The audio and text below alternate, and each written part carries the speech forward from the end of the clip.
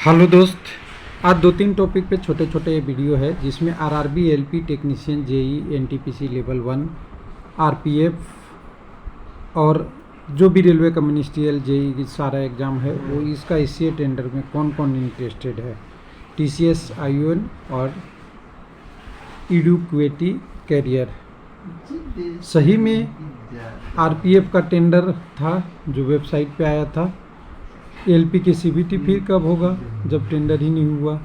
तो कुछ लोगों का कहना था कि सीबीटी फाइनल हो गया और कुछ लोगों का कमेंट ये था कि 1.6 करोड़ में सारे एग्ज़ाम का सम्मिलित नहीं होगा। इसका जवाब इस वीडियो में आपको मिलेगा। इसमें मिलने से पहले से हम वेबसाइट पे चलेंगे।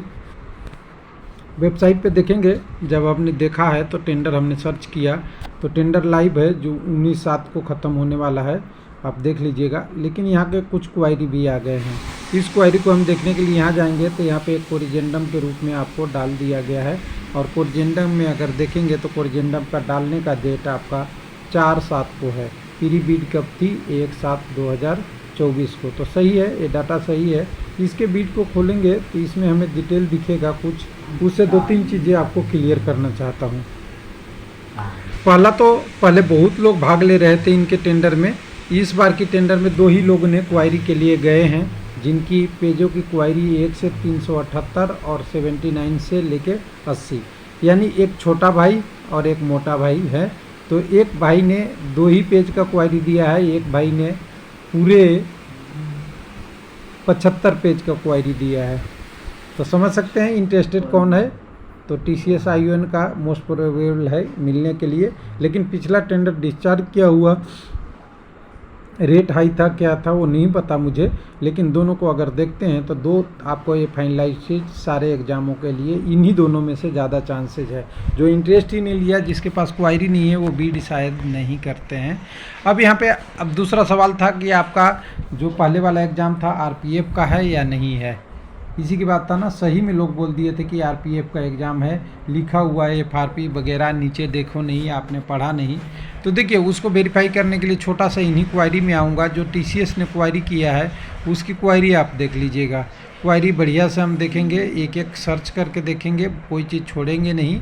लेकिन आपके लिए ज़्यादा टाइम नहीं लेने के लिए कारण से हम थोड़े से चीज़ों पर दिखाएँगे एक लाइन में कि समझ में आ जाए आपको। 1 मिनट, पेज नंबर कोई होगा 1 से 78 तक है। तो खाली पॉइंट पे लेके आपको छोड़ के खाली बना देंगे। बहुत ज़्यादा आपको परेशान करने का मेरा इरादा नहीं है। पॉइंट 4.1 में जो था एग्ज़ाम कंडक्टिंग एजेंसी में लिखा हुआ था, उसमें एक चीज़ लिखा हुआ था, क्लियरिफिकेशन मांगा है इन्होंने। किसके लिए? कंप्यूटर बेस्ड टाइपिंग टेस्ट और स्टेनोग्राफी टेस्ट के लिए, जिसमें बोला गया था प्लीज अंडरस्टैंड एंड करेक्ट। इन्होंने कहा था कि we understand to typing and stenography test would be limited to English और हिंदी लैंग्वेज। इन्होंने यहाँ कुछ ऐसा लिखा नहीं था तो इन्होंने क्वायरी मांगा। हाँ, तो यहाँ पे ये लिख दिया कि it is clarified that typography and stenography test will be English and Hindi language only. अब हमारा सर खटक रहा है कि आरपीएफ वाले कैंडिडेट अपनी फिजिकल पैरामीटर, चेस्ट हाइट, दौड़ कूद माप करेंगे कि टाइपिंग टेस्ट करेंगे। ओहो, बड़ा वेरी सॉरी। तो ऐसा कंसेप्ट तो नहीं हो सकता ना, ये टाइपिंग टेस्ट नहीं करेंगे तो बिल्कुल नहीं करेंगे। टाइपिंग टेस्ट किस पोस्ट में होता है रेलवे का? तो ये एनटीपीसी की ग्रेजुएट, अंडर ग्रेजुएट में जो क्लर्क और कमर्शियल क्लर्क या जिससे रिलेटेड होता है उनका टाइपिंग टेस्ट होता है बस। तो इससे तो क्लियर हो रहा है कि एनटीपीसी की भी इसमें वैकेंसी है। आरपीएफ की वैकेंसी इसमें कवर हो सकती है, लेकिन एनटीपीसी की भी इसी में है। तो इसलिए आप देखिएगा तो पूरा क्वायरी एक एक पढ़िएगा तो बहुत सारे हिंट इसमें मिले मुझे, जिससे एक क्लियर मैं कह सकता हूँ कि ये आरपीएफ की टेंडर नहीं, LP technician, JE, NTPC, paramedical वगैरह सबका था। पहले भी आपसे बात किए थे। लेकिन अब बात होना है कि सीबीटी 1 कब होगा। देखिए, सीबीटी 1 में सबसे बड़ी चीज़ है कि अब आपके पास एक टाइम लाइन आ गया है। 10 दिन का टाइम लाइन है आपके पास आरआरबी चेंज करने का। और आपका 19 जुलाई आपका है आपका टेंडर ओपन होने का। ये दोनों एक साथ लगभग समाप्त हो रहे हैं अगर मैं कहूँ तो। हाँ, आज 7 तारीख है, 9/10 को भी आपका लिंक खुल गया तो 20 तारीख तक समाप्त हो जाएगा, इससे टेंडर भी खुली हो जाएगा। तो आरआरबी चेंज और टेंडर दोनों एक साथ लगभग हो रहे हैं।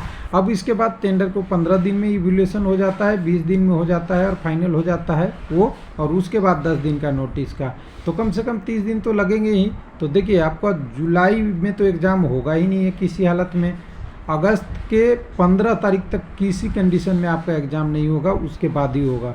अगस्त लास्ट हो सकता है, और ये मैं कम से कम की बात कर रहा हूँ, ज़्यादा डिले करने का इरादा का मैं नहीं बता सकता। कम से कम अगस्त लास्ट, नहीं तो सितंबर भी जा सकता है, अक्टूबर भी जा सकता है, नवंबर भी जा सकता है, दिसंबर भी जा सकता है, और कहूँ तो 2025 भी जा सकता है। 24 ख़त्म होने के बाद 25 में भी हो सकता है। ये रेलवे की प्लानिंग और एग्ज़ाम कंडक्टिंग एजेंसी की एबिलिटी पे हो सकता है कि कौन अवेलेबल कितना है। तो कुल मिला के चलिए, अभी सबसे पहले एलपी का ही होगा सारे एग्ज़ामों में, और एलपी ही नहीं हुआ तो दूसरे पोस्ट का तो अभी डिले होगा। थैंक यू, धन्यवाद।